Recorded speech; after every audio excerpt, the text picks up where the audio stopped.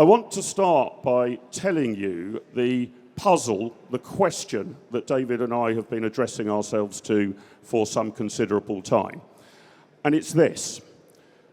Why, after 14 years of Conservative government, from 2010 to 2024, why, after those 14 years, at the end of it, was Britain no more Conservative in any way whatsoever that you might measure?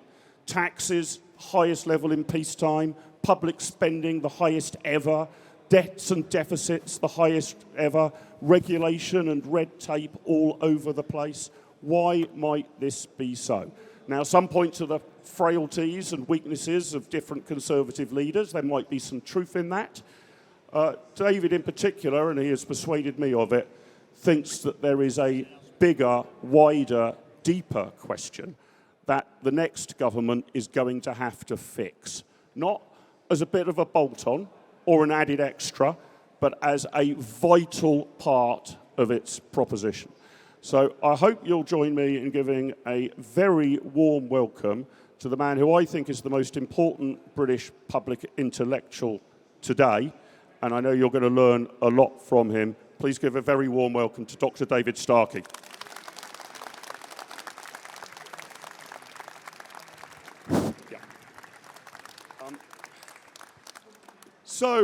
David, we're going to move on to the big sort of constitutional questions. But I suppose the first thing I want to ask you is, what do you make of this? I mean, this is supposed to be a tiny little political party, a kind of gadfly in politics. Only, was it 4 MPs?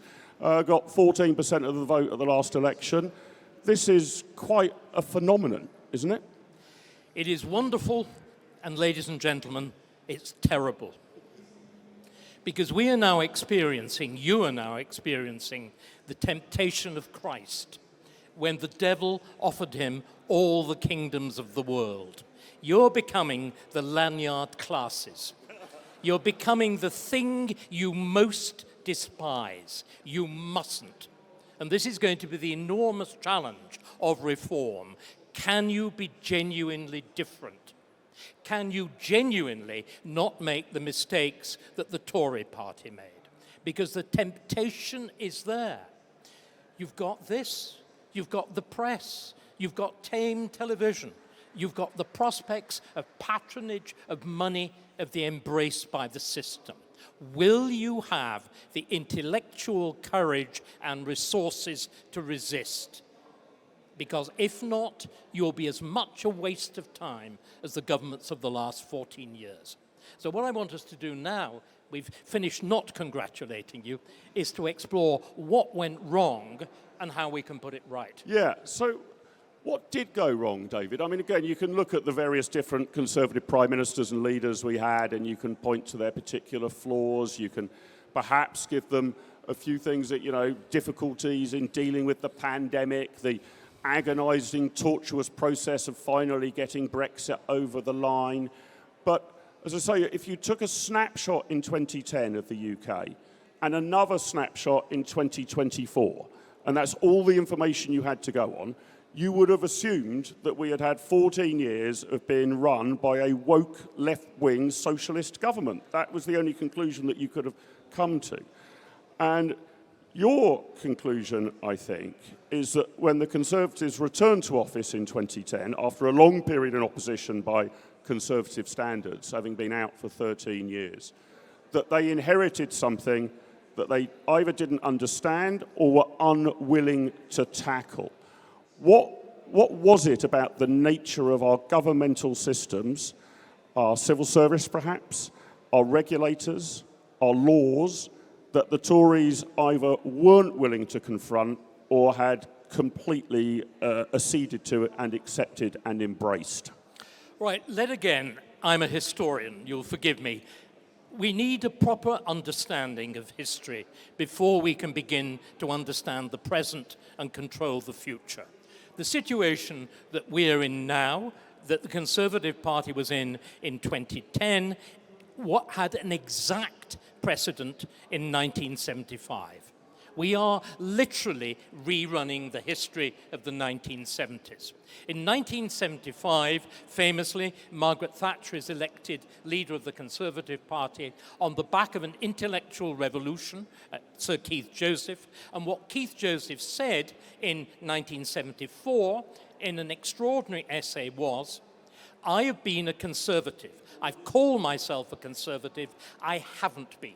I've been a member of a conservative government that, exactly as you're saying, yes, to 2024, did nothing conservative. Because there is a fundamental problem.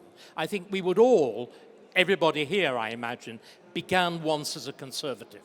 Probably, I mean, how many of you were originally members of the Conservative Party? Virtually everybody, right. What is it that leads conservatives to make this mistake? That's the key question we have to ask.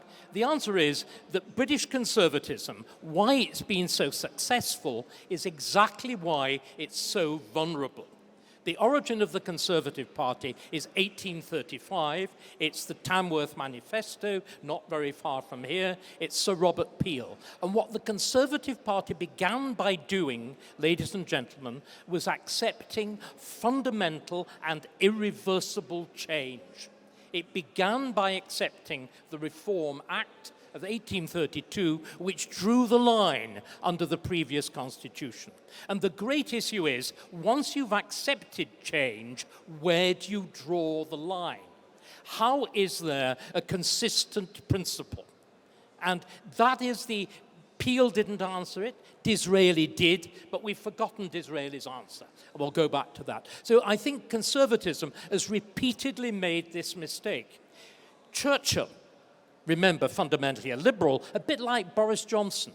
There's very, very strong resemblances. Boris will be delighted by the comparison, I feel sure. Yeah, well, he would be, but unfortunately he's got all the bad bits of Churchill and none of the good ones that one needs to understand. But Churchill in 51 made exactly the same mistake as David Cameron and George Osborne in 2010. That's to say, he went along with the socialist revolution of the Attlee government. And what you then had was exactly what you had from 2010 to 2024. You had a uniparty. The conservative governments of the 50s, 60s, and 70s were equally left-wing as Labour. There was even, if you remember, you're the political scientist, I'm not, there was even a label for it. It was Butskillism. They all, in other words, Rab Butler, sort of conservative, and Hugh Gateskill, emphatically socialist, but they agreed on Keynesian economics, prices and incomes policies, control of the state via trade unions and nationalisation, and whatever. And it was not until Keith Joseph and Thatcher came along and said, actually, this is ruining us financially, that you then revert to Hayekian economics. What happens in the 1997 with Blair is something much subtler. Why didn't we recognize, why didn't conservatives, why didn't I recognize that something fundamental was happening? Because, of course, Blair famously continued with the free market regime of Margaret Thatcher. You will remember the Prince of Darkness, now across the water in Washington, Mandelson, that slimy creature clothed in silk behind the curtain, saying that he was perfectly happy with people being filthy rich, providing, unlike Angela Rayner, they paid their taxes, and that acted as a kind of concealment.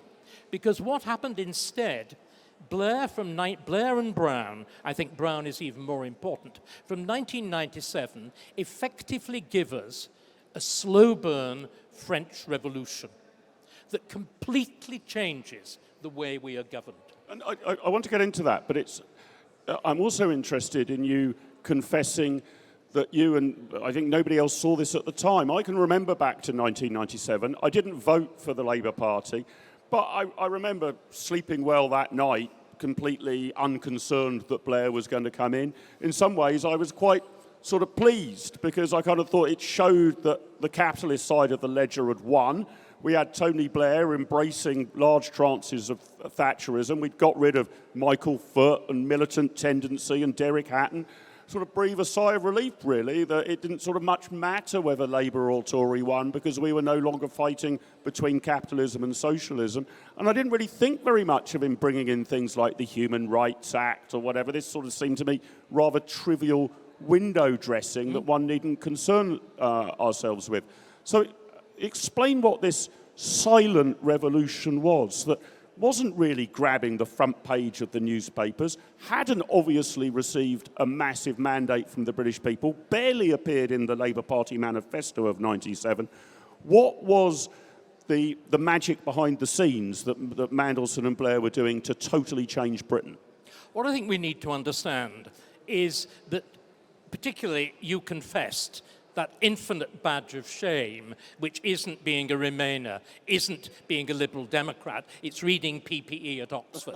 Because the whole approach of that and the world of Clinton, the world of Blair, was to insist it's the economy stupid. It's not. The reason we were the first country in the world to develop a free market economics and, in fact, to invent modernity, industrial revolution, responsible government, modern science, the lot, was politics. Politics is the thing that is architectonic, that shapes the state and shapes society. And until we rediscover that fact, in other words, we go back to Aristotle and Plato, we will understand nothing. We've got to go back to that starting point. And that is exactly what Blair and Brown understood. And what they did was fun. Again, I use that word revolution quite deliberately. I talk about it as a French revolution quite deliberately. What they did was to subvert the basic principle of the way we have been governed since Magna Carta.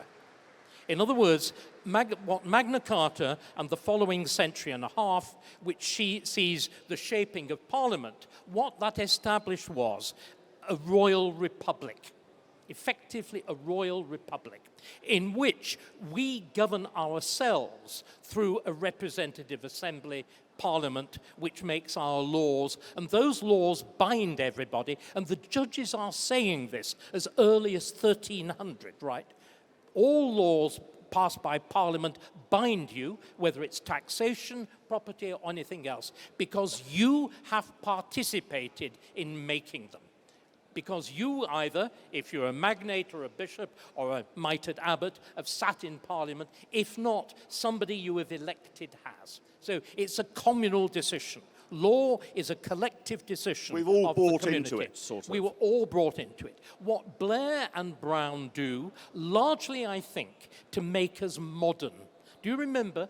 We all laughed happily. You were talking about, by the way, I will tell you how I spent the election night 1997 being sicker down a lavatory than I've ever been in my life. I had in my bones a realization that I couldn't have defined it, but one just felt it. What Blair and Brown decided to do, largely to make us European, was to subvert that central principle and replace it with the notion that popular government is dangerous. Why have we come up with this new word, populism, that means what democracy used to mean? Why does all the mainstream media slander Farage by saying, oh, he's a populist? Do you know it means exactly the same as Democrat used to?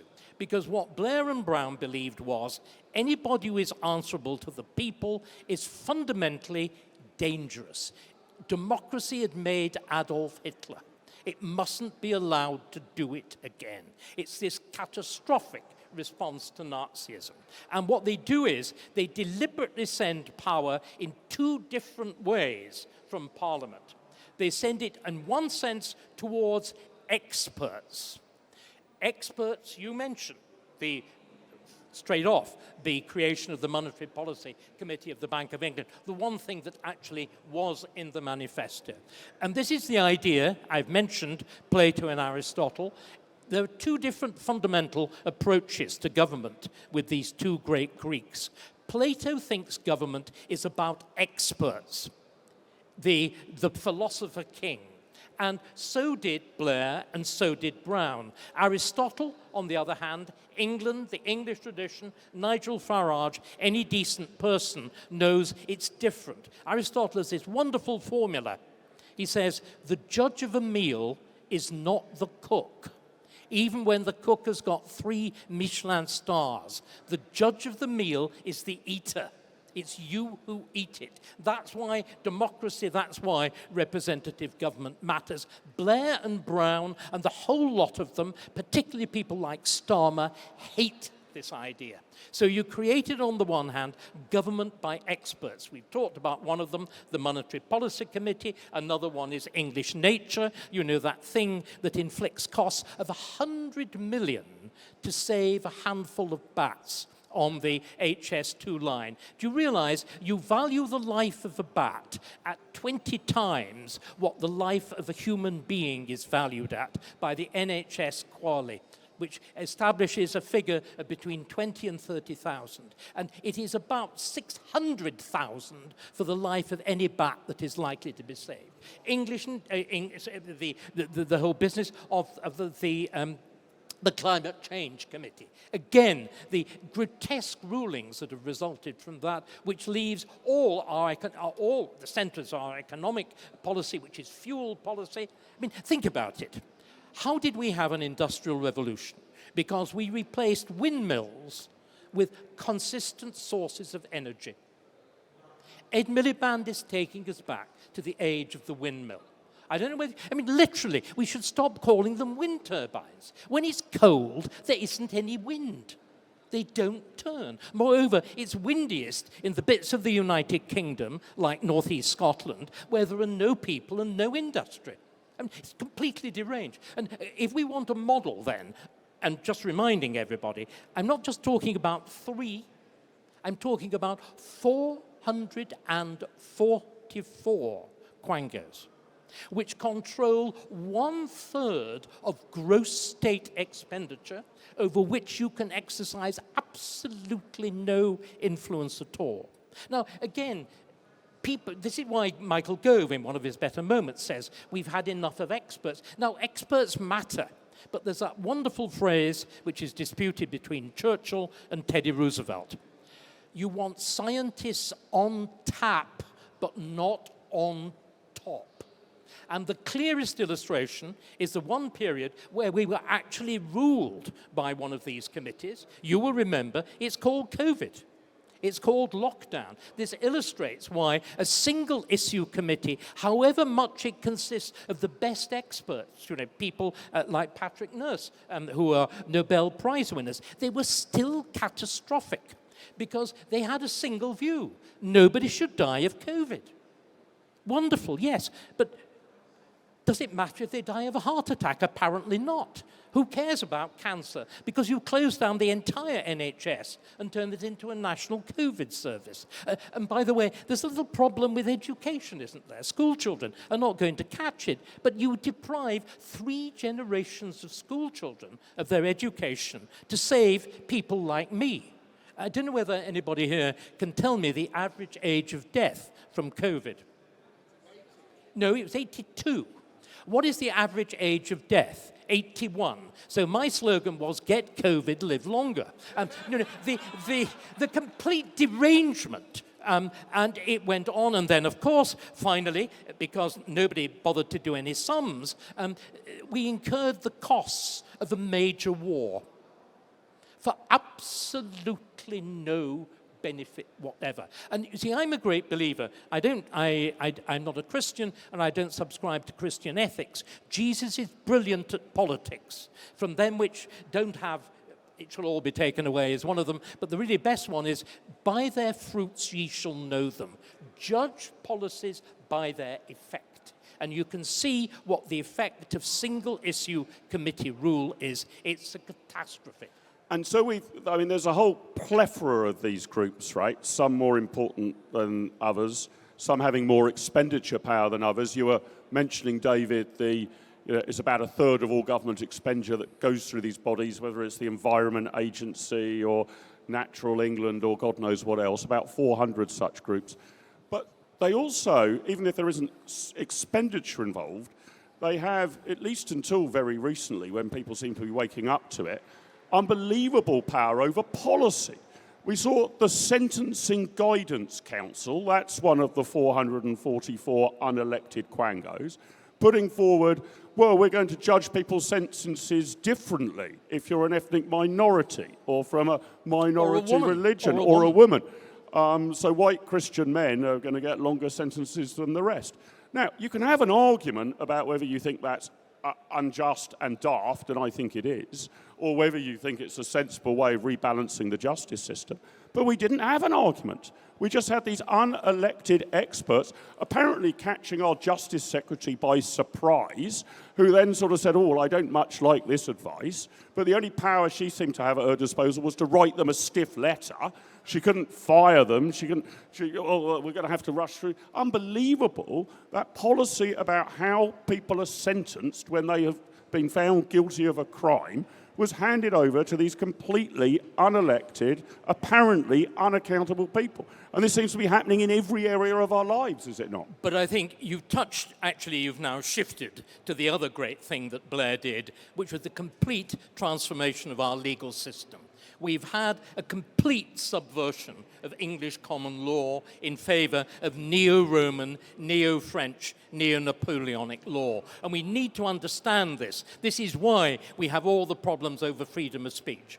This is why we have all the problems of effectively judges. It's judges now who determine whether or not you can drill in the North Sea or have fracking. It's completely deranged. And what we've got to do is to just let me follow on from what you were saying about the Sentencing Council. The chairman of the Sentencing Council, Lord Justice, was it Davis, rose up in all his majesty and said, it is entirely inappropriate for a mere minister, the mere Lord Chancellor, to challenge the Sentencing Council because we enjoy judicial independence. It's quite extraordinary. Let's now investigate what happens, because traditionally laws were made by Parliament and judges enforce them according to strict rules. So there's a hierarchy.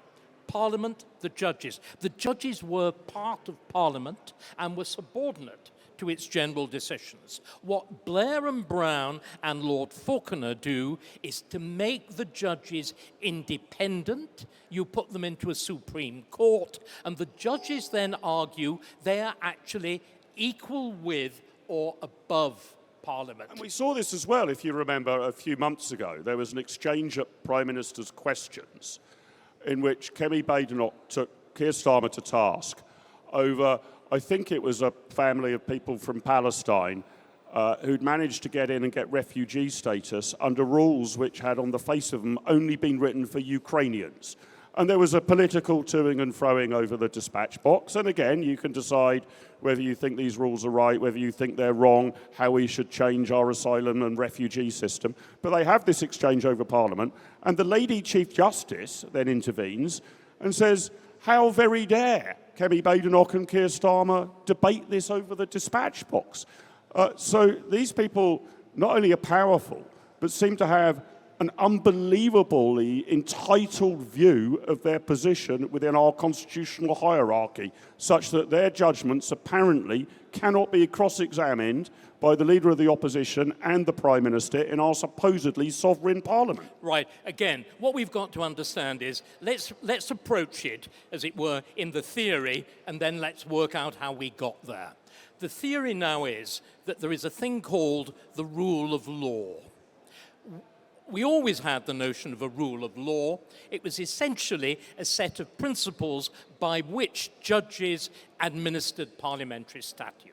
That's roughly what it is. Then what happens as part of this Blairite revolution is you reinterpret the notion of the rule of law to mean that it is a co-equal principle of the Constitution with parliamentary sovereignty. This is the work of one man, Tom Bingham, one book on the rule of law. Bingham creates the rule of law rather as God created the universe. But you will remember, God took 7 days. Bingham has 8 points. Bingham is one better than God. And if you actually look at what he does, he introduces 3 entirely alien concepts into the notion of the rule of law. The first is that equality before the law means, by an extraordinary inversion, there's no logic, there's no legal meaning to it, that the equality before the law means the same laws apply to everybody. So the newly landed illegal asylum seeker is entitled to the historic protections derived from Magna Carta, habeas corpus, the lot of you, me, and everybody else in this room. The second is that human rights law is intrinsic to common law. And the third is, even most extraordinarily, that international law is part of common law, hence the Chagos Islands, hence Lord Hermer, the lot. Let's look at how this happened now. What it happens is essentially through the introduction of the ECHR into English law. Ladies and gentlemen, one of our problems, those of us on the right, and speaking as all, we're on the same side really, and we should just stop quarreling. It's childish. And it's giving it is childish, and it's giving victory to our enemies. Can we stop doing it? All of us on the right have a clear notion of the idea of a national community, of the nation state, and so on. But we've lost the struggle of language. Human rights sound so lovely, don't they? They are the Paddington Bear. They're that poor little thing, you know, with a little red pork pie hat, a little luggage label round its neck, a little battered suitcase, and it comes from Peru. And every bloody woman starts weeping about the damn thing. Now, this is the problem. Human rights laws sound wonderful. They are infinitely pernicious. Let me explain why. If you believe in European human rights, or still worse, universal human rights, it means you believe in a universal European being or a universal man, woman, that the same person is there in Africa, in Asia, wherever, that history doesn't matter, nationhood doesn't matter, national states are basically a mere thing of convenience, there shouldn't be frontiers, anybody has got the right to live anywhere. And until we recover the confidence to attack this notion, we will be destroyed. And human rights law has done this profoundly damaging thing. And again, let me go back to Tom Bingham. Bingham is the man who is, I think, large, and even what's interesting, at the time, legally it was recognized he was carrying out a revolution. The word is actually used, and what Bingham does, he actually, in Australia, he sensibly doesn't actually tell the truth in Britain, but in a lecture in Australia, he tells us what human rights law means. Human rights law is anti-democratic because it's counter-majoritarian, and its purpose is not to protect you, me, and everybody else in this room. It is to protect alienated minorities. And he lists the minorities, the mentally sick. This is why you had Kalokane and Ruda Cabana. They should have been in a secure mental hospital from the age of 13. They were manifestly a profound danger to the public from that point. He then goes on. He lists the Roma. Look at the incidents in Huddersfield. Extreme religious minorities. Well, look un peu partout in Britain, and see what's going on with the full protection by the state, and I'm going to use this now quite explicitly, of the grooming gangs. The machinery of local and central government was actually devoted to protecting them. Again, what we've also got to see is that this is part of a basic government by lies. Plato again. Plato, the central theme of Plato's Republic is there is a thing called a noble lie. which is the founding myth of the state, which is enforced by state conformity and education. I could go on and list the noble lies. They are that multiculturalism is an unmitigated good, that there's a terrible thing called climate change, that the entire world will collapse on if we don't do something about. There is critical race theory, which means whites are the oppressors and blacks are the oppressed, even when the black is kicking you in the face. These are the myths. These are the lies. These are what is entrenched in human rights. And until we recover that intellectual confidence to argue, to challenge, to undermine, and above all to repeal, we will get nowhere. So this is really interesting, David. And so let's just recap what you've told us, that essentially from Blair onwards, so certainly under Blair, but then with either the tacit or in some cases the enthusiastic support of successive Conservative governments. And can we go on to that? We see a large amount of power going either to these expert bureaucrats who are basically running things, whether this is about bat tunnels or COVID vaccinations or how people should be sentenced. These decisions are not made by ministers. So you've got these expert bureaucrats on the one hand who get a lot of power, and then you get an activist judiciary on the other hand that under the cloak of nice-sounding things like equality acts and human rights acts are actually making political decisions. That's where power has transferred in the last 25, 30 years. That's the key analysis, right? That is and the Tories go along with it. Worse than that, they actually intensify it. Some of the most extreme further implementations of policy. Remember, in fact, it's the very end of the period we're talking about now, that the 18 months, is it, of the Brown government, see the Equality Act. The Equality Act is the worst piece of legislation that Parliament has ever enacted. The idea that you enact a single abstract noun and then leave the judges effectively free rein to deal with it. I mean, let's just look. We're in Birmingham. Thank God we're not in Birmingham. The Conservative conference was in Birmingham last year. It was a hellhole. The place is vile, and it is the triumphant representation of the Equality Act. The reason Birmingham is bankrupt is the Equality Act. Do you realise the Equality Act, this is the British Act of Parliament, incorporates the Marxist Labour theory of value in 3 equations, which is why you have judges determining that the school dinner ladies in Birmingham should have been paid as much as, I believe they're called, is it sanitary operatives? What do we call dustbin men nowadays? Yes, sanitary operators or something like that. Something like that.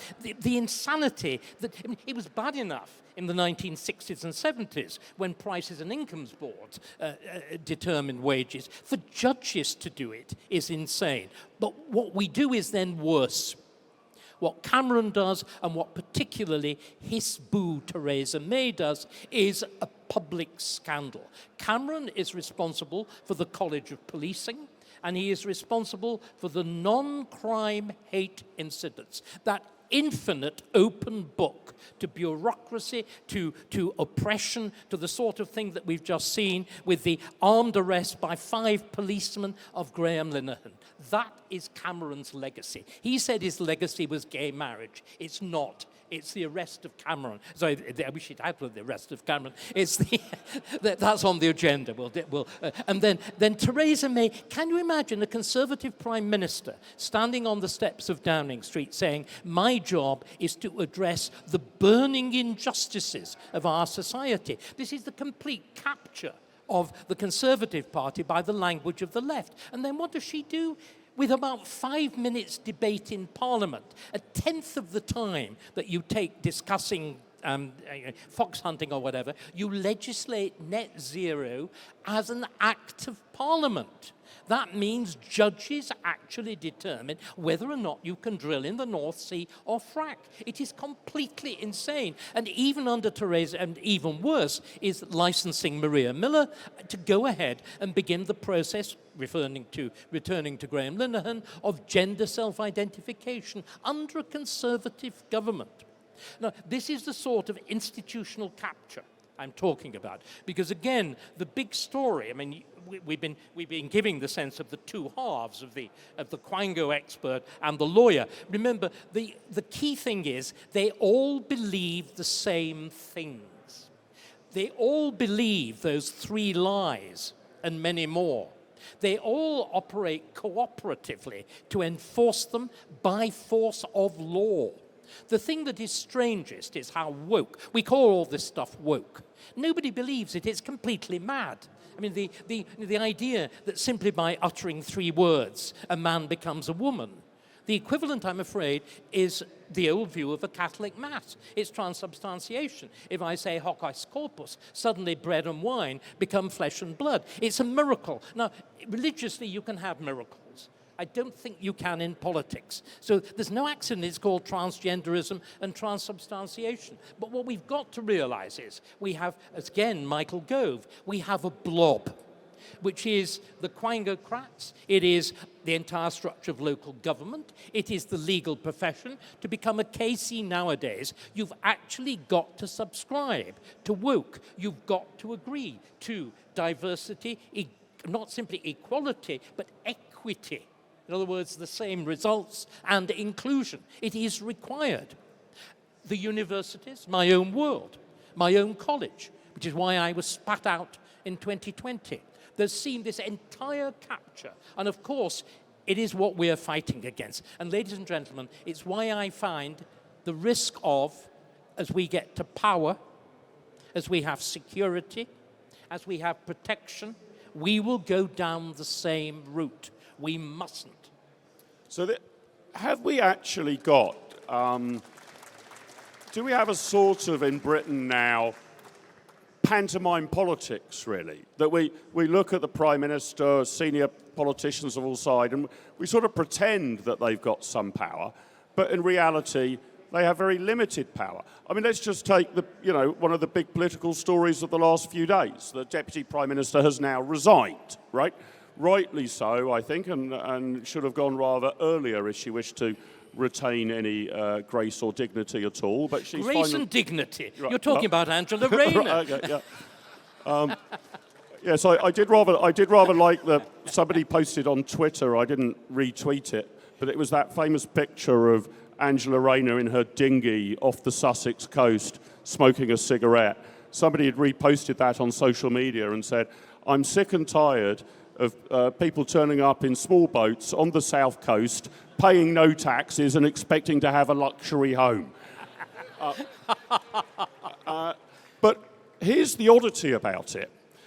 What finally brought about her downfall was a report from an independent expert. Yeah. This time an independent expert on ethics. So to decide whether she stays or goes, we don't really have the judgment of the Prime Minister. It goes to this bloke called Sir Laurie Magnus, never heard of him, part of the great and the good. He has to work out whether the Deputy Prime Minister has acted ethically or fairly.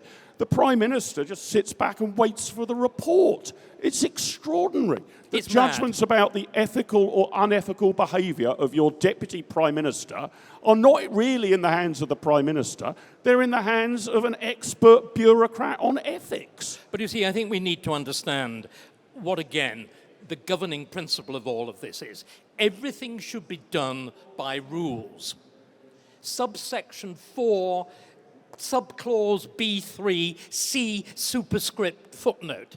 It is an entire worldview that's embodied in Keir Starmer. You will remember when Starmer is charged, Starmer, his whole campaign as leader of the opposition was, we are above this kind of thing. We are virtuous. We are pure. They are corrupt. They're Tory. They're lower than vermin and all that sort of stuff, from the gutter into the sewer. The language, by the way, of course, of the 1945 Labour government and people like Aneurin Bevan. But what Starmer was really saying was, we obey the rules. So do you remember when he came to power and immediately was revealed to have had his wardrobe and his wife's, it wasn't clear whether it was underwear or abovewear in the case of his wife, bought by Lord Ali. He didn't recognize instantly this was a bloody stupid thing to have done. he said, "Oh, but I obeyed the rules." And then, when it was pointed out that at least 5 of the purchases of the 25 or whatever it was didn't obey the rules, he then sat down with a calculator and worked out that he needed to repay £6,534, 13 shillings and 3 farthings to make him right according to the rules. And this is the absurdity, the complete absurdity. Discretion has gone, really. Intelligence has gone. Morality has gone. Any notion of honour has gone. And you cannot govern by a rule book. You really can't. You can't run a country by a rule book. You've got to do it by intelligence, by prudence, by the traditional virtues. And until we recover that, again, we are lost. But the thing that's most interesting, which you haven't brought out, is that Labour is now hoist with its own petard. This government has a majority, you'll tell me the figure. 151, It's got how many MPs? 411. And it can do nothing. It can do nothing because it's got an entire structure of government which stops it from doing anything. What does Starmer do? He comes to power. He appoints the person. By the way, it's very interesting. Why was Sue Gray appointed his chief of staff? Because she was the central figure in drawing up the rules. She had never had anything to do with policy. Instead, do you know what unit she's responsible for creating in Downing Street? It's called Propriety and Ethics. It sounds like something out of, that Oscar Wilde, run by Miss Prism, propriety and ethics, and she ruled Downing Street through that committee. It's why you didn't get a peerage, and it's why I nearly forfeited my CBE. There's now a Stasi, and I'm using these words deliberately, in the heart of Downing Street, which is scrutinising every public figure according to the mantra of DEI. And have you obeyed the great rules about climate change? Have you obeyed the rules about race? Have you obeyed the rules about multiculturalism and everything else? But what it's doing, Labour can't govern either. Starmer, although he absolutely believes in this, can't govern. They're tied to things like the absurdity of the Chagos deal. In other words, ladies and gentlemen, let's move on now. What is a reform or some broad conservative government going to have to do? What we're talking about are chains. We have developed, we used to have the world's most flexible, forceful structure of government. We have wrapped it in chains. We have done exactly like Gulliver in Lilliput. It's tied down. Until these chains are cast off, we can do nothing. What has to be the central agenda of an incoming government in 2027, 28, 29 is the realization all of this has got to go. The Quangos have got to go, the Supreme Court has got to go, the Equality Act has got to go, the EHR has got to go. And until we do that, do you know, it won't matter if Nigel is elected in exactly the same way that Starmer does, has 400 and odd seats and a 200 majority, he will be able to do nothing again until this nettle is grasped. This is fascinating. And so we need this repeal and restoration. If we were thinking of the UK as being a computer, we need to kind of reboot it to April 1997, whilst making sure that the EU app doesn't reappear on it, but basically rebooting it to where we were in April 1997. And that, you're saying, needs to be the central task and purpose of an incoming government, to save Britain, really, to save British democracy. And can this be done on, I don't know, day one, week one, month one, or is this an endless battle and process that might take 5 years or longer? I don't know how many of you have seen today's Telegraph, the article by Sherelle Jacobs. Have a look at it. It is pretty much word for word what I've been saying today. It will be the task of at least 5 years.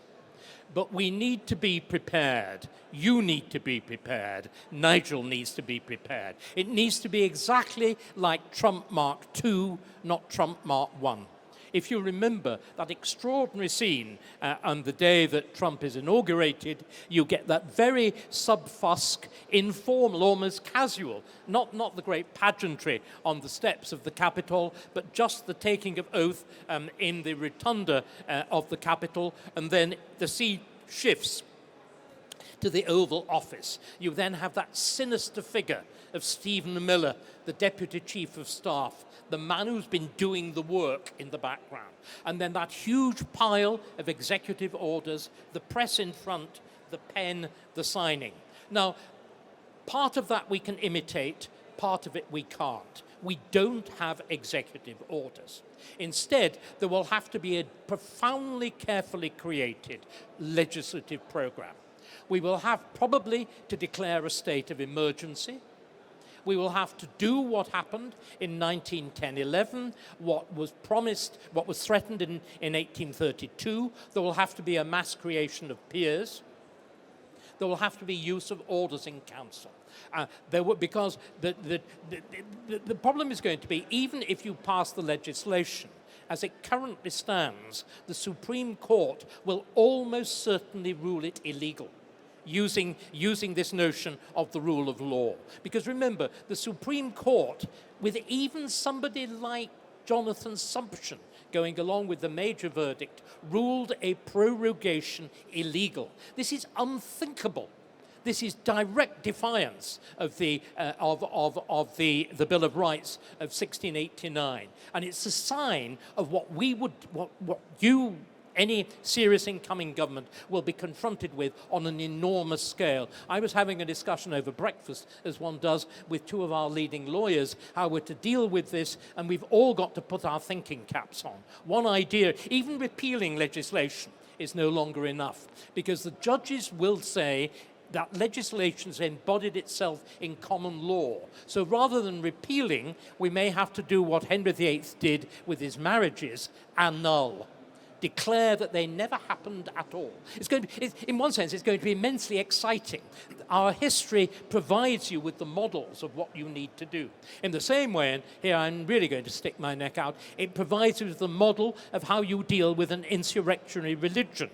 That's to say, Islam now, Roman Catholicism in the 16th, 17th, and 18th centuries. We had laws that preserved religious freedom but stopped its political manifestation. We are going to need to go back.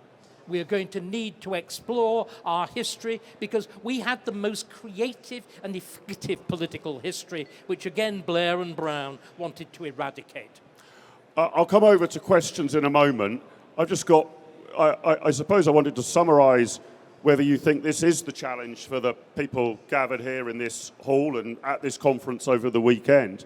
That extraordinary to say it, but winning the general election might be the easy part. It is the easy part. The tough bit is going to be how you fix the country afterwards. So it's no small task winning a general election, but you've got to have that in your top pocket already. But it is nowhere near sufficient simply to win that election on a tide of protest, pointing at the things that are going wrong, shrugging one's shoulders and sighing about what a terrible state Britain's in. That might get you a majority, but to no precious little good will it do us unless there is a rigorous, robust, determined, courageous game plan for what you do, not going up to polling day, but on the Friday morning afterwards. That is absolutely right. I mean, let me again be completely blunt. Nigel, 99%, and I speak as a Conservative, 99% certain at the moment will win that election. Why? Not because of anything he's done or said or promised, but simply because he's not a Conservative and that he's not Labour. This is the negative vote. People did not vote positively for Starmer. They voted rightly to kick the Tories out. Unfortunately, it took 14 years for the British public to decide the Tories had to be kicked out. It's taken less than 12 months for them to decide that they've got to kick Labour out. And therefore, in a sense, reform will walk it. But you know, ladies and gentlemen, unless what Mark has described has been done, unless that hard work, that preparation, that careful thought, that elaborate drafting, that victory will be worse than useless. It will be worse than useless. It will be a false friend, because you will go into Downing Street and you will do nothing. It will be exactly like 2014. It will be exactly like 2016. It will be exactly like 2019. And that will be the catastrophe. That will be the end, I think, of representative democracy in Britain, because it will manifestly have failed. It's impossible to say just how much rests on this conference and its successors to get it right, to do that hard work, to do the graft, the non-glamorous backroom stuff. I'm afraid to use experts, but to use them on tap, but not on top. David, thank you very much indeed.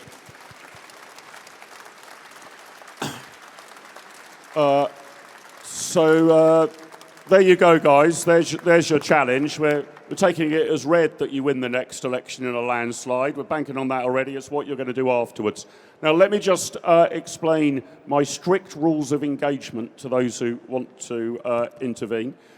You can make a comment. You can share a thought. You can even give a speech as long as it is no more than one sentence in length and ends in a question mark. So keep them succinct. Also, many of you may know each other. Most of you, well, all of you, I hope, now know David and myself, but we don't know you. So if you can begin just by saying who you are and where you're from, that would be great. We've got 2 roving mics. I'll start, Sam, on this side of the room. Keep your hands high in the air. There's a lady here in the fourth, 1, 2, 3, 4, I can't count, 5th row back, just as well I get somebody else to do my tax return. There's a lady there. Then I'll take the gentleman on that row, and then this gentleman in the tie on the front. We'll do 3 at a time. I'll try to get as many of you in as possible. Please be succinct. Hello. Oh, hello. I'm Justine Thomas. I'm from Norfolk. Very interested in what you had to say about the separation of powers and how the creation of the Supreme Court elevated the judiciary in the separation of powers. Slightly nerd question. Could you just explain why the Supreme Court has become elevated over the previous House of Lords? Gentleman just on the aisle there. Oh, you've talked... Could you introduce yourself? Oh, sorry. First rule breach by the audience. Failure to Apologies. introduce yourself. Crispin Scott, I'm from North Cotswolds. You've talked about the weaponisation of the legal profession, but the elephant in the room is effectively the weaponisation of the civil service, which started a long way back and was made much worse by Brown. How does anyone overcome that? I've seen it firsthand, opposing how government works. Great. And then this gentleman in the middle of the front row there. Again, if you could introduce yourself, sir. Hi, I'm Mark Derbyshire, Battersea. Interested in your view on the wisdom of and the need for a mass impeachment of Court of Appeal and High Court judges in the early stages of a reform government. Great.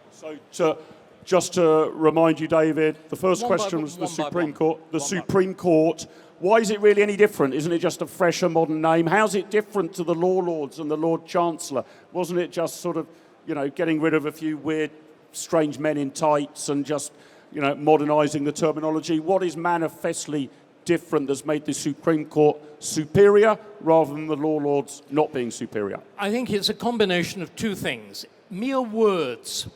If you talk about a Supreme Court, you effectively give it ideas above its station.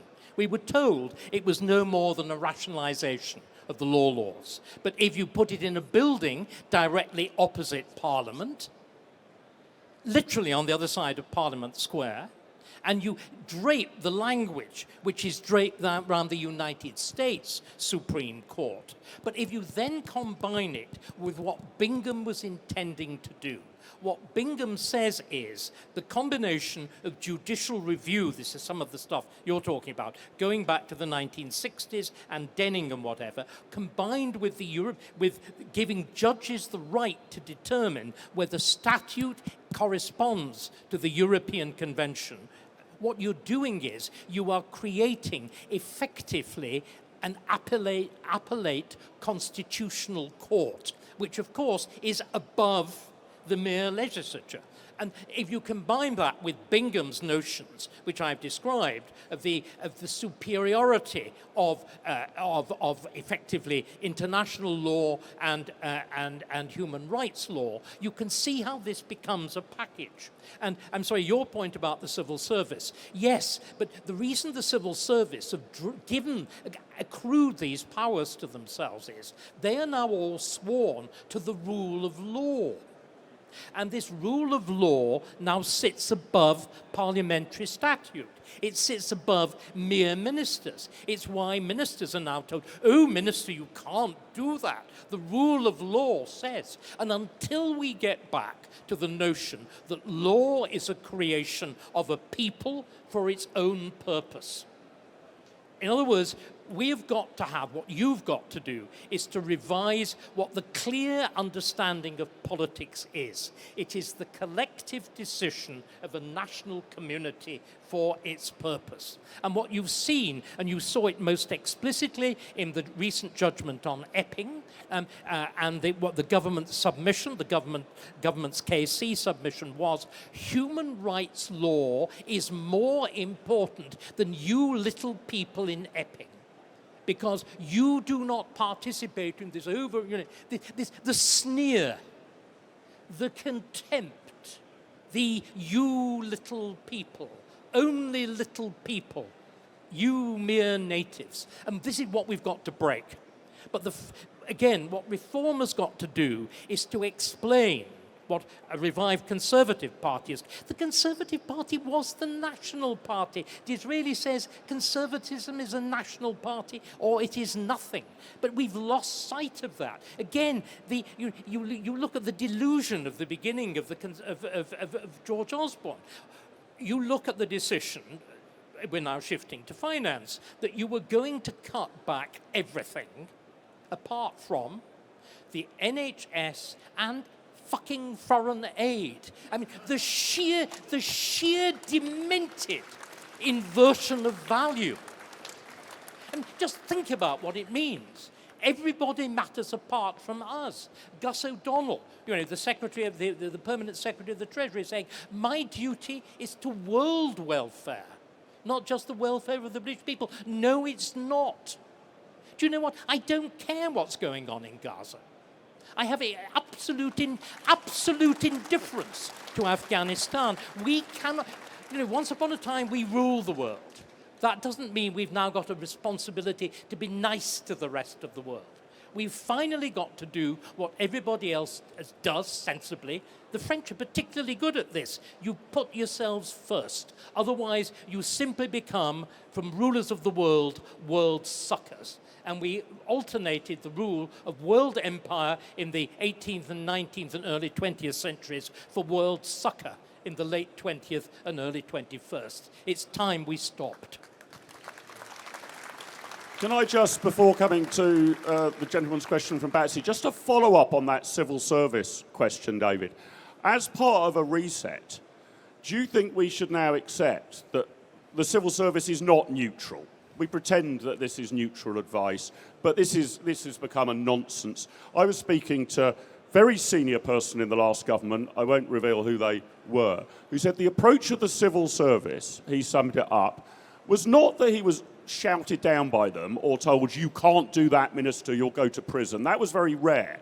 He said their approach was, when he was doing something they didn't like, and he said, I want to do X, their approach would be consent and then evade. They would say, yes, Minister, well, I'll certainly look into that for you. Well, could you look into it by Friday? We'll certainly do our best. Friday comes and goes. The next week, well, I've had to run it past the legal department. I think this was about a very small matter. He was trying to cancel some diversity, equality and inclusion training scheme. It was a rounding error on the budget, but nearly impossible for him to do it because the consent and evade approach. Then it was, the training scheme is actually us and another department. He said, well, no problem, I'll phone up the minister in that department. Oh, well, it's going through their legal department. And part of it's in coordination with the Dutch government. There was endless reasons why you couldn't do something, consent and evade. Should we just grasp the nettle and say that civil servants involved in policy should be political appointments. And if the Transport Secretary wants you or you or you as the advisor, you get appointed, like in America. And if that minister falls, you are potentially out of a job, rather than this idea that we have these independently minded, objective civil service experts. I would agree completely, but I think it's much more radical than that. The civil service that we have now is a creation of the mid-19th century and the so-called Northcote-Trevelyan reforms, which were designed to create a permanent, skilled, again, elite class, expert class bureaucracy. Do you know, one person argues against it, Disraeli. Disraeli spots instantly it will create a bureaucracy, not a civil service. What a bureaucracy means is ruled by experts. That's what it actually means. And he was absolutely right. And ladies and gentlemen, the tragedy of 20th century Britain, all those of us who are familiar with A.J.P. Taylor's magnificent history of the 20th century, he points out that until 1914, a self-respecting English gentleman never encountered the law except when he posted a letter. And then with law, with the enormous proliferation of the state in the two world wars. Remember, the Cabinet Office, the thing over which the awful Sue Gray presided like the Queen of the Night, except that her arias, I imagine, were all out of tune, presided like the Queen of the Night. That's created in 1916. That's created in response to the disasters of the First World War. But the worst thing is the creation of the welfare state. Because what the welfare state did was to undermine charity. It undermined self-government. It undermined the world that my parents grew up in, desperately poor. My father was a tool maker as well. Your father really was a toolmaker, he really David. was a That's toolmaker, true. that's right. He was unemployed for 4 terrible years, from 31 to 35. But he was preserved by the fact he was a Quaker. He was preserved by the fact that he was an active trade unionist. And that was a world in which there was self-help. It was a world in which there were clubs. It was a world in which there were self-administered insurance policies, policies to buy things at Christmas, whatever, the extraordinary self-governed world of the craft trade unions. All of that has gone, which is why we lost the ability to govern ourselves. A people can only govern itself if it's used to doing these things, which we used to be. About the only thing that survives of this now is the jury system, which is still a feeble remnant. We've got to go back. We've got to unbureaucratize local government. We've got to unbureaucratize charities. Because again, Cameron's big society meant a state takeover of charities. The absurd thing is that the groups campaigning for yet more immigrants, like the Refugee Council, are paid for by you and me to campaign against government policy. It is insane. But we need a debureaucratization more than anything else. And then the question from the front row is potential impeachment of judges or other individuals. Look, impeachment, do you know what impeachment led to? Impeachment led to confiscation of all property and execution for treason by the severance, it was only done to men, the severance of the private parts and disemboweling. No, I don't want that. I do not even want to burn Angela Rayner alive, which is what was done to women for treason. I do not want to go back, as indeed the political establishment did to Boris, and to punish him after he'd resigned. The only proper punishment for a failed politician is resignation. I think he was suggesting judges. Again. Let's pick you up then on the precise point. What's happened is the equivalent of the 17th century. That's to say, in the period of the reign of James I, judges became the principal instrument for the enforcement of royal policy against consent in Parliament. They do so again in the reign of James II, and indeed at the beginning of the Revolution and the 1689 with the coming of William and Mary, the former Chief Justice, Jeffreys, is arrested, and he's not impeached because he dies before it can be done. I think we are going to, what I would prefer to do, we're going to have to see the deprivation of office. There is the possibility still of an act of both Houses of Parliament. Judges can be removed by a decision of both Houses of Parliament. I think there are many cases where that is manifestly possible and necessary, particularly the judges in the immigration tribunals who are themselves members of campaigning bodies. This is, how on earth are they appointed? It is monstrous. I think, again, we are going to need look again at the whole structures of education, the whole structures of legal education. As I said, the business of necessary DEI for KCs and whatever. We're going to need to do, again, look at what Trump is trying to do in America, which is to bring to heel the Ivy League universities. We need to bring Oxford and Cambridge to heel. They've been taken over in exactly the same ways. But we've got to do it in a fashion which is not revolutionary, but restorative. What I can see is, and I'm now going to say something risky, I can see decisions in which people are deprived of office and forbidden to be employed by any state machine ever again. I really do think that. But that would be the furthest I would go. Okay, in the interests of diversity, equality and inclusion, I want to get some questions from this side of the room because I've been very biased towards that side of the room. Can you take the gentleman waving his hand frantically in the air? Then I'll take the gentleman on the end of the row there and the gentleman row here. There's three. Remember the rules. Introduce yourself, give a speech if you must, but of no more than a sentence ending in a question mark. Hi there. My name is Gordon Hay from North Yorkshire. The microphone sounds a bit funny. How have the left managed to infiltrate the civil service, the universities and the judiciary? Has that been, I can't understand how that's happened. Is that a coordinated thing? And how's it been funded and how do we reverse it? Good, we've got Great that. question. Yeah. Gentleman on the aisle there. Hello, Aurelio Petrucci from Newcastle. You've talked about restoration and repeal, but do you think there are any new constitutional innovations needed? And do you think there's a risk that reform goes too far with those and we end up in a similar situation with unintended consequences? I didn't quite catch that. Nor did I. Can you just... Sorry, I got the business about repeal and restoration. Do you think, you were asking about new things. Do you think there need to be new things, and do you think Okay, there's a risk reform goes okay, too far? Yeah. You got that one? And then there's a gentleman on the front row here. Hello, Warwick Ross, Vice Chair of Reform UK, Tewkesbury. Sorry for calling you Richard Starkey, but I was at the Cavern Club the other day. That's obviously Ringo Starr. I was listening... Who is a second cousin, yes, right. I was listening to the Mexican Beatles. Anyway, would a written constitution help? What was the question? I didn't catch that. Would a written constitution help? So the first question was on the long march through the institutions. Let me do that. Yep.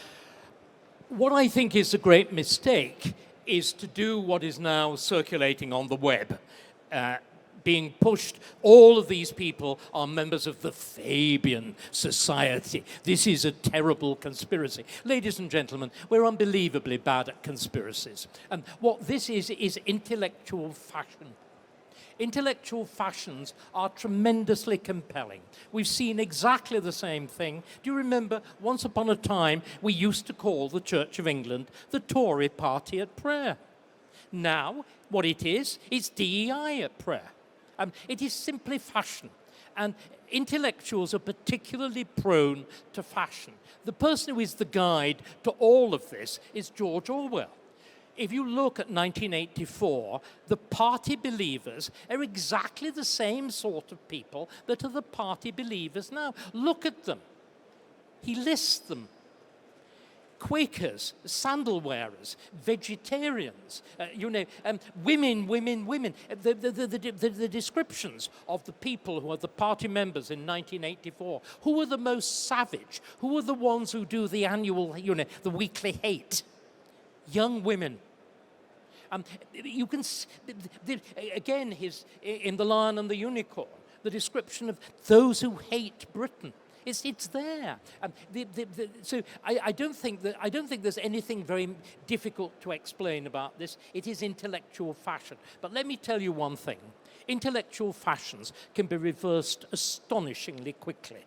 I know I've been a member of universities for 60 years. I am an academic. I am a scholar. Ladies and gentlemen, there is no bigger appetite for somebody else's money than a scholar. All that is needed is a ruthless application of patronage. And this, again, it's really interesting. Blair and Brown understood this. They take patronage away from the Prime Minister and they give it to expert committees. The reason that the legal profession has gone astray is rather than the political discretion of the Lord Chancellor being responsible for the appointment of judges and KCs, you give it to a committee. And the committee then becomes groupthink. And it becomes the same groupthink throughout. So I'm a passionate believer. You were talking about restoration. I think, and the gentleman there will answer the question of new things. What I think is striking is that almost always, because of our extraordinarily long creative political history, the best solutions will be the adaptation of previous historical solutions. What we did, and again, what is the key thing about Blair and Brown, it's the belief that everything's got to be new, twinkly. Neophilia, ladies and gentlemen, is as bad as pedophilia. That's to say, the belief in the new. Usually the new is wrong.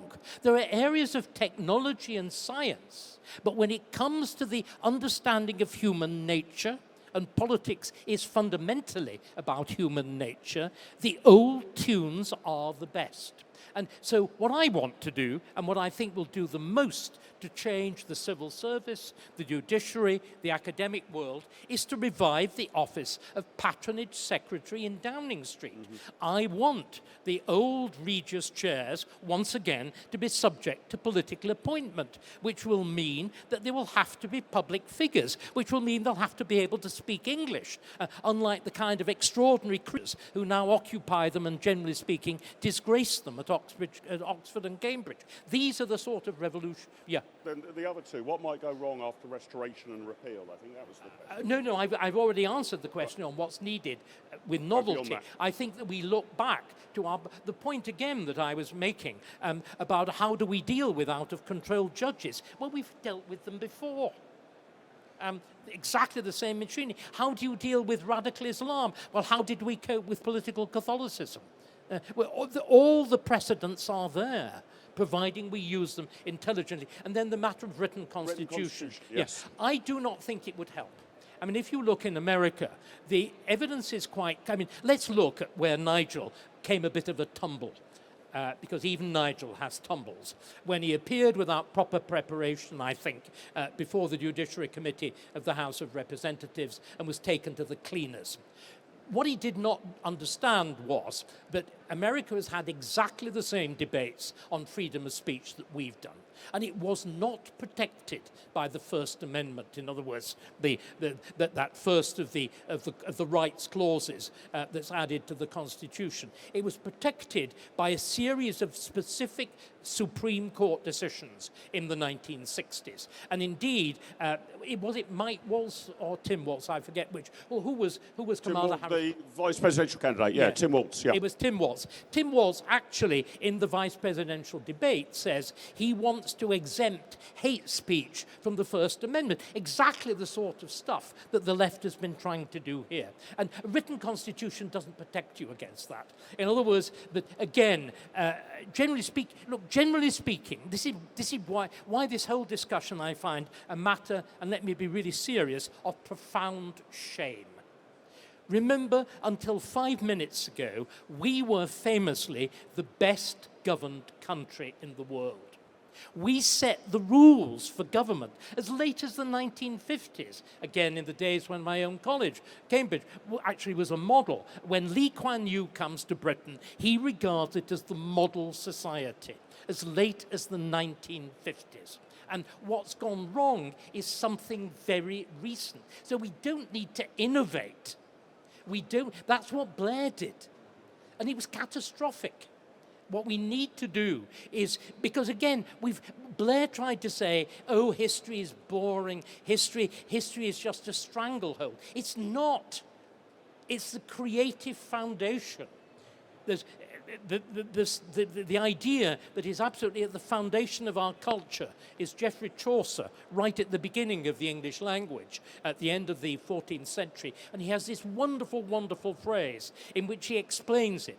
And he says like this: just as each year from the dead cold ground comes new corn, so from old books new learning springs.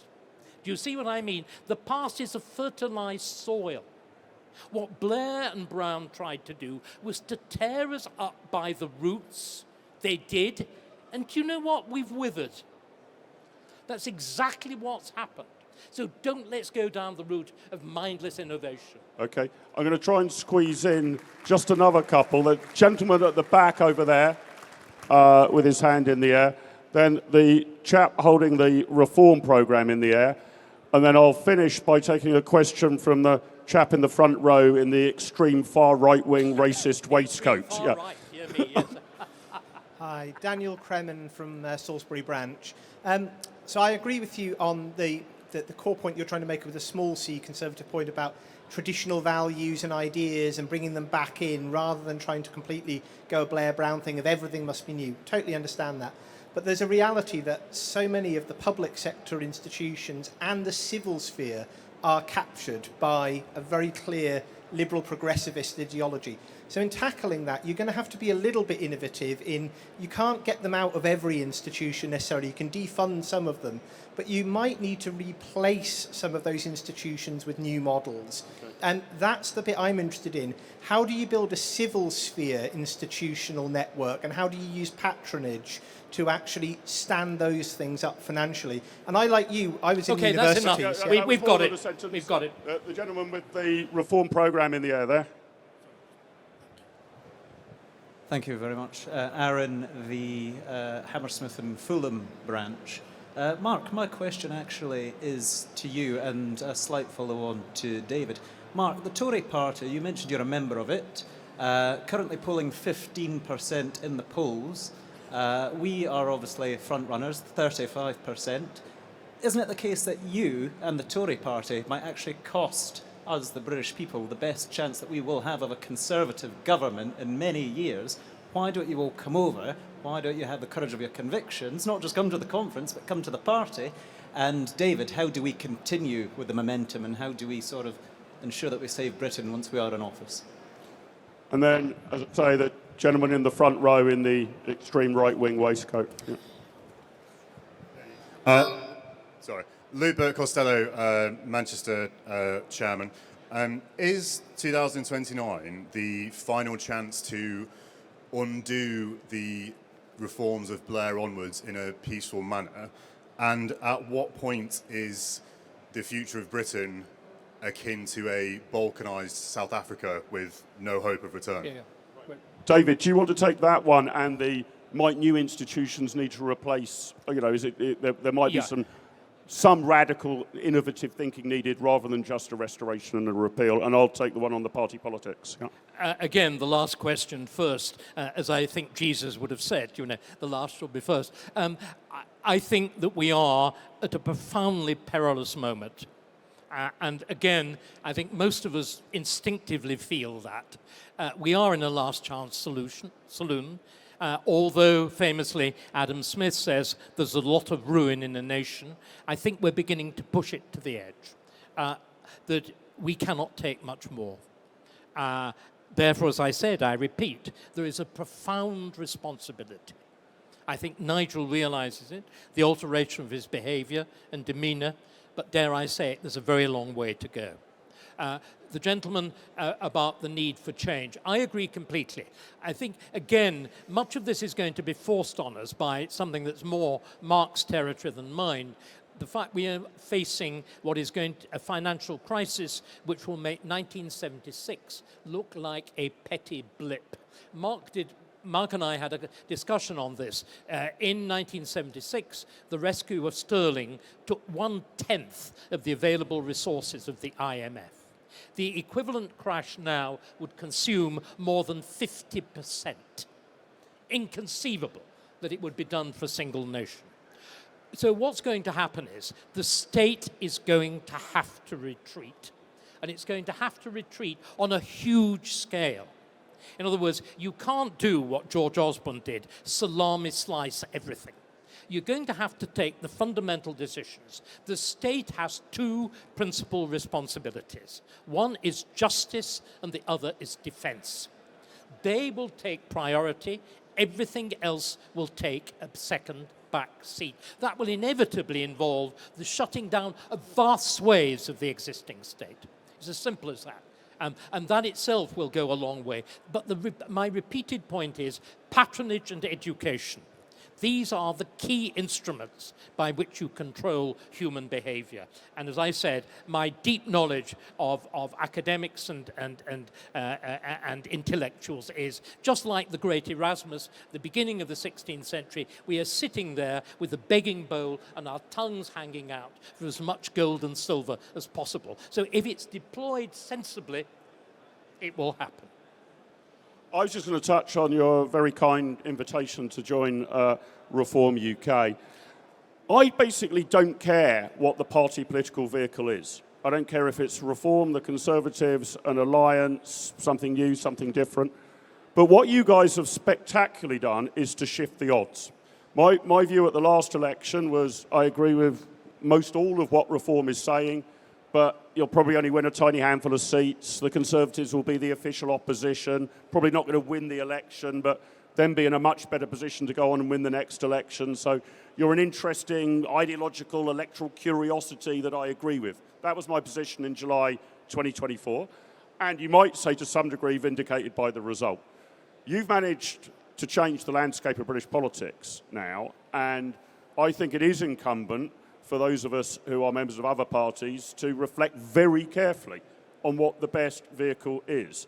It would be an abomination if at the next election a split in the vote between two or more parties who agree with this proposition, which isn't a nice to have, this is about saving our country, possibly the last chance, that must not be allowed to happen.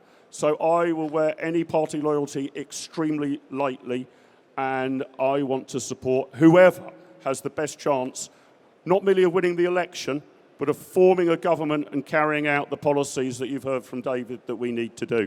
And if that's Reform, so be it. Good luck. You'll have my blessing. We have overrun a little because Nigel was speaking in the auditorium, so I'm sorry we've overrun a bit. But just before I thank you, a few housekeeping points, slightly related to the last question. Please keep in touch with us. We run events up and down the land. We're always looking for Reform associations to host us. If you'd like one or other or both of us to come speak, please stay in touch. There are two key ways you can do this. Three, actually. You can take a screen grab of the QR code on the screen. For those of you who are a bit more pen and paper, we have a goldfish bowl at the back of the room. Drop your business card in it, and we will keep in touch with you. If you don't have a business card, there's pens and papers to scroll down your email address. Just throw it in there. And last but no means least, we've just set up a WhatsApp group for reformers who are interested in these ideas. All you need to do to join, we'll make sure we'll keep this on the screen, is to message your name and the words Reform 2025 to this number, 07803 741 741104. We'll keep that on the screen. So please do keep in touch. Somehow, all of us, whichever political party we're in at the moment, who share this faith, are going to have to work together, shoulder by shoulder, over the next 4 years, because it could well be that long, to make sure that a chance in 2029, not merely a once-in-a-lifetime chance, but perhaps our last chance to reset and restore Britain, is not squandered. And I very much hope you'll work with me and my outfit in doing the very best we can in good faith to achieve that. If you haven't heard enough from myself and David today, and you would like to come along and meet us this evening, we will be in the bar of the Metropole Hotel from 6 o'clock. We'll try and shake hands and chat to as many of you as possible. The drinks are on you, but the conversation is on us. So if you would care to come along and join us, please do. Thank you all for joining us. Sorry I could only get through 7 or 8 questions, but please join me in my great thanks to the man who I think's got the plan to save our nation, David Starkey.